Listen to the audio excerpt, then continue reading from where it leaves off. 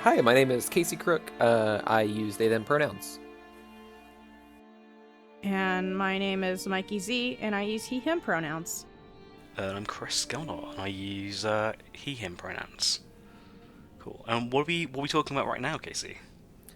Um, One thing that kind of strikes me about like Central Yharnam, especially as you move towards Gascoigne, as you kind of have to like dodge this blocked Great Bridge, is that you move down through this like kind of treacherous at points dry dock and canals area. So there are all these beast men and crows and rats and these weird long armed zombie people. And I think there are a couple of things that interest me about this. One being that Yarnum has a dock, Yarnum has like canal systems, and that is kind of really easy to overlook because it doesn't come out like Yarnum doesn't seem coastal in any sort of way.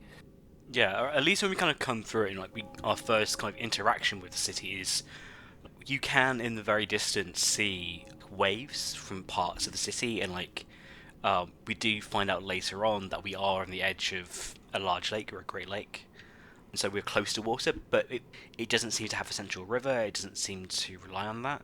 There's kind of no references to kind of, or at least, yeah, there's not like a focus on trade as being the thing here, or things you would associate with like a river city or a kind of a coastal city. Yarnum has canals, or maybe has canals. I feel like the messaging in terms of like the level design and like the area here is kind of mixed, considering the actual layout of these canals. There's like parts that are kind of correct, and as you said, there's this like dry dock, which we come through, and there's an NPC, Eileen, who we can meet up in the rafters here.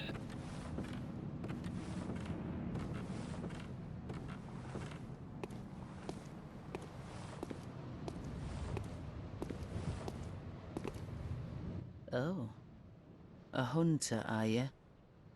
And an outsider? What a mess you've been caught up in. And tonight of all nights. Here, to welcome the new hunter.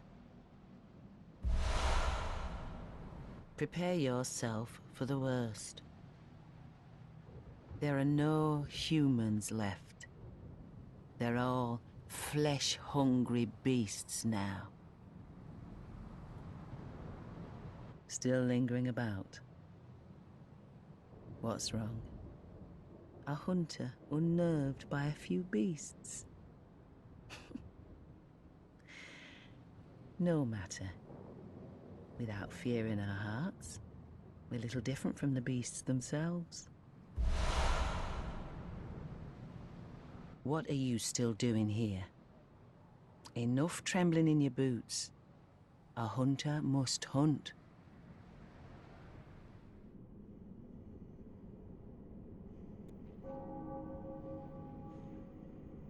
One interesting thing about this dry dock area is you have to go through all of these like boxes and crates and coffins that are just everywhere, and there are items tied to hanging bodies.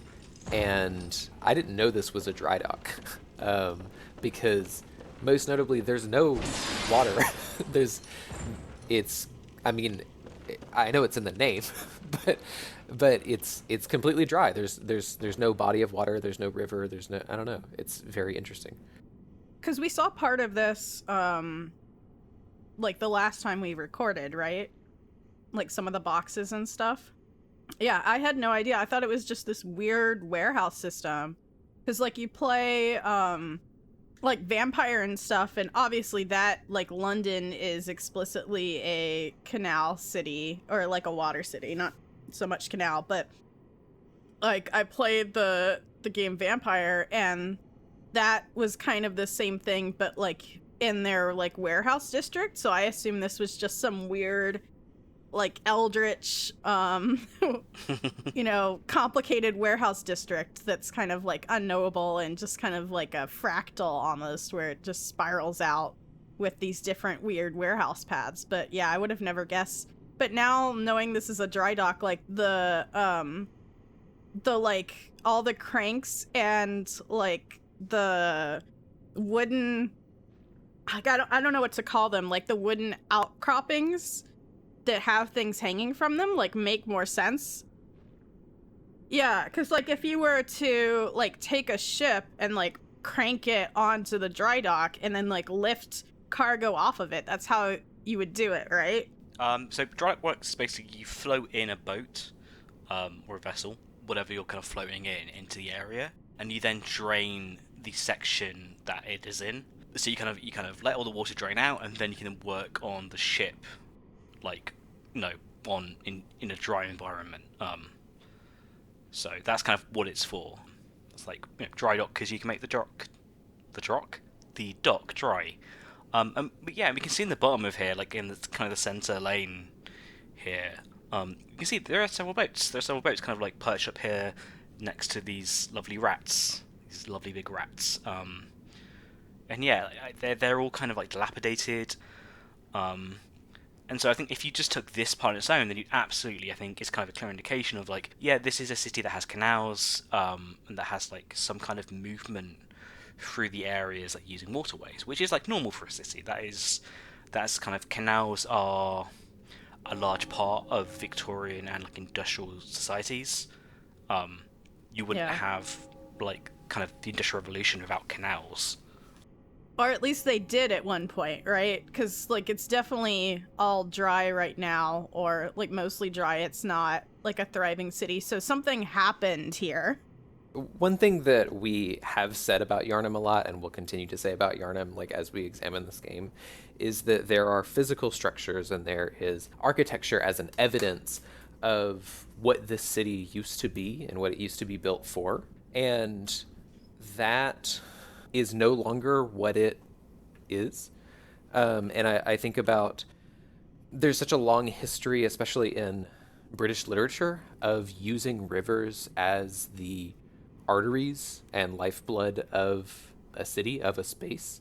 And the fact that these canals are dry and that most people refer to them as sewers rather than canals just because of how terrible they are. And that just adds to this like pervasive corruption and decay of Yharnam that I think is really interesting.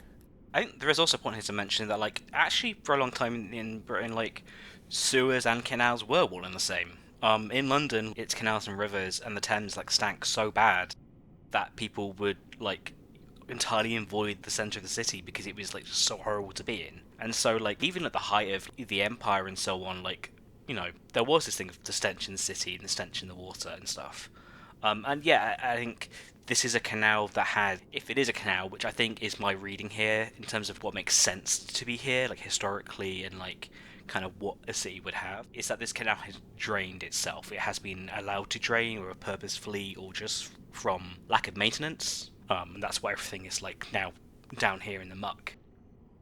Another thing that strikes me about this area is something that we talked about with, or we were talking about with Old Yharnam, and that we will talk about, especially later on in certain other areas. But this is an area where so much decay is relevant, or very evident, I should say.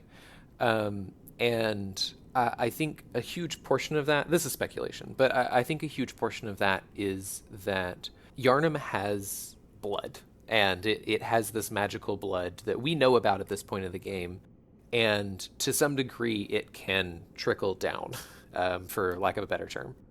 I think it's very evident early on in this area what trickling down looks like, and how it changes those that are closest to it. Yeah, definitely. I think that's evidenced by the creatures in this area and like later areas. Thinking about it that way, like these rats could have been normal-sized rats, like at one point in time, right?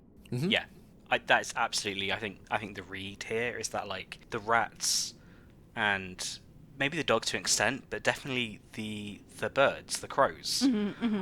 These are like animals that have been, what are the animals that, whether like rightfully or wrongfully, are like associated with like feeding on the dead, and on like trash and garbage and stuff. It's those animals. It's the crawl. It'd be pigeons in our world, but giant mutated pigeons isn't quite as Yeah. gothic as crows. Yeah. As much as I would love to see that. Well, and that's like kind of the thing too of like, thinking about it that way, it's like, okay, well, why did they drain the canals? And I'm just like having this image of, like dead bodies floating up, and then also giant rats that could then hop into the normal city. And it's like, okay, we drain the canals and like make them proper sewers so that everything stays put and like stays away from us. Yeah, like the enemies we see around here, like kind of crawling around, they're just called rotted corpses in the game, like in the concept art and stuff. And they're still alive, and that's something that we kind of hinted at, like saw hints of, that like I don't think people understood like why these things were happening, because of the chained up coffins that are still around the sewers and canals and things like that. But these rotted corpses, these like people with very elongated arms that can't really walk and just kind of crawl around the sewers, they're alive for some reason. Yeah. And we can assume that they are or were people to some extent, and have like lost those faculties, but still like kind of move around, still have some level of agency. Yeah, there is a definite trend in Yharnam of put this problem where we don't see it, throw it somewhere further down, and then problem solved. Yeah, going back to kind of like talking about the animals and stuff, like we do see crows. We see some in the upper cathedral ward, who are normal crows, who are birds that are perched up above. And so it's not a situation where every single bird has become this. It is like specifically something that has changed and happened. And when you kill crows, they drop a specific item called a pebble. And I don't know if you've seen this. I have. This is the one thing I do know about. Yeah, do you want to describe the pebble to us? So the pebbles are like weirdly round, and my understanding is like they're basically like calcified eyes. Yeah, that's my read on it too. Like they look like eyes. They look like eyes. Small pebbles found throughout Yharnam can be thrown at foes. Quite thrilling. And I think too, if we are to believe that they are eating eyes off of corpses, then the fact that crows in real life are scavengers, like they will eat carrion, and so they should be able to digest it without issue. But it adds to this ability, or this like undercurrent, that something is wrong even with the corpses. Something is wrong with so many things, and I think something's wrong with this big pig. Yeah. Yeah, you don't say. And I think that it adds to this, like, what cost are we paying? Like, if there's a medicine that could cure any disease, like, how much would we lose to get that, how much environmental impact would we have, and how much like societal impact would we have? I think is just such a one thing that I really love about this game and the environment of this game. Yeah, but there's also the thing of like, are people making the connection between those two things? They might not understand that it is the blood that is causing this, and then end up, blaming outsiders. Like people, like your everyday people don't understand. Like I think in Yharnam, it's definitely the question is like what does trickle down and what doesn't trickle down, and I think what doesn't trickle down is knowledge, right? Like there's people whose like entire raison d'etre is like not telling people what is truly going on because it doesn't benefit them. It benefits them to not tell. So I think it's like, oh, this is just a problem that just happened. Like no one caused it. It's just a thing that we live with now, and just deal with it. Like that allows certain people, like the Healing Church, to stay in power, right? Like even from what very little I know about the game.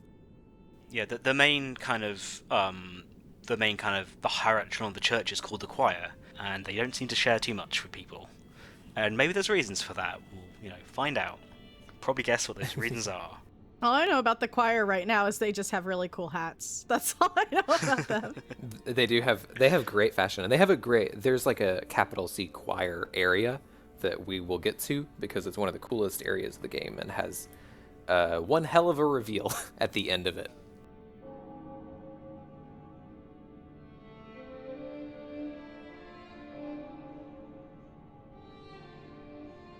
You can find me on Twitter at Chris_Geldar. I almost forgot my @ that's embarrassing. Alright games, I do this thing. Casey. Casey Crook at Casey Crook.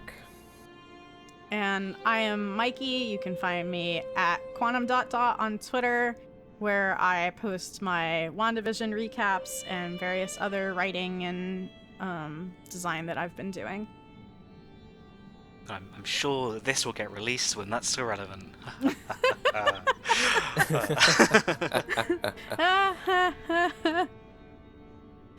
was a nice incorporated outro for us there. There you go, great. Yeah. Oh, yeah, thanks everyone. Yeah.